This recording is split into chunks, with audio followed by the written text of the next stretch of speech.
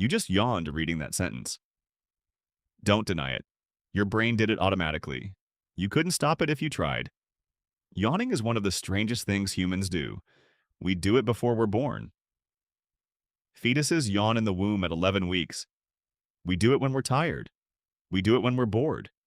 We do it when we see someone else do it. A yawn is contagious in about 60% of people, and science has been wrong about why we yawn for over 2,000 years. Hippocrates thought yawning released bad air from the lungs. In the 1800s, doctors believed it was a response to low oxygen. That theory lasted until 1987. That's when researcher Robert Provine tested it. He put people in rooms with high oxygen. They yawned just as much. He put people in rooms with high carbon dioxide. Same result. Oxygen has nothing to do with yawning. So what does? In 2005, a researcher named Evan Thompson proposed something different. He noticed a pattern. Yawning happens in every vertebrate species. Fish yawn, birds yawn, snakes yawn, but contagious yawning only happens in humans, chimpanzees, and dogs.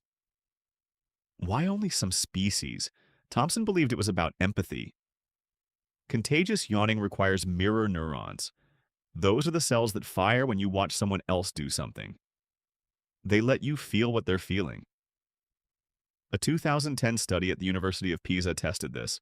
Researchers showed people videos of others yawning. Then they gave them a personality test. The people who scored highest in empathy yawned the most. The people who scored lowest barely yawned at all, but then something strange turned up. In 2013, psychologist Brian Hare at Duke University ran a bigger study.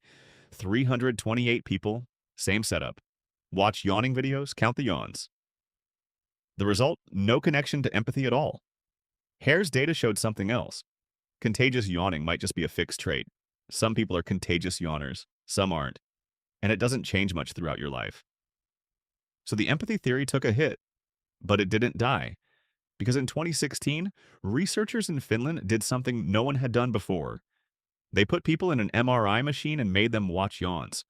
The scans showed activity in the exact same brain regions that process empathy, the parts that light up when you feel someone else's pain. The brain is responding to yawns the same way it responds to suffering. It just doesn't feel like suffering. It feels like an itch you can't scratch. But why would empathy cause a yawn? What's the point? In 2014, evolutionary biologist Andrew Gallup had an idea. He wasn't thinking about empathy, he was thinking about temperature. Gallup noticed that people yawn more in cooler weather, less in summer, more in winter. He tested it.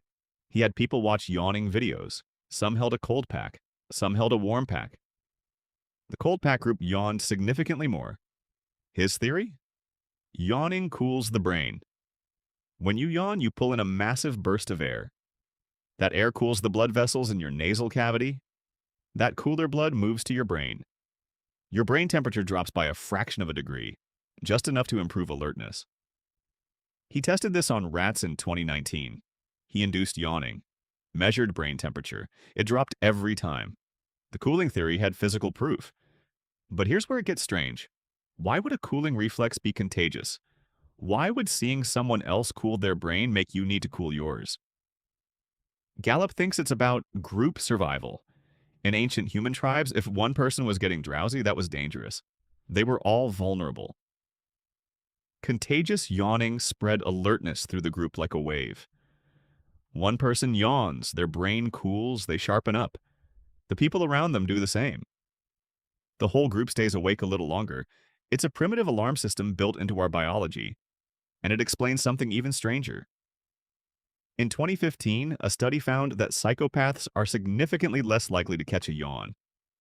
People who score high on psychopathy tests yawn almost half as much as everyone else.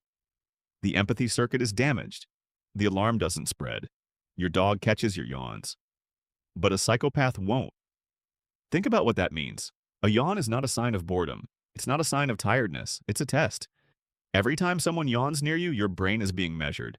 How much do you feel for other people? How connected are you to the group? The answer is written in whether your mouth opens. And you can't fake it.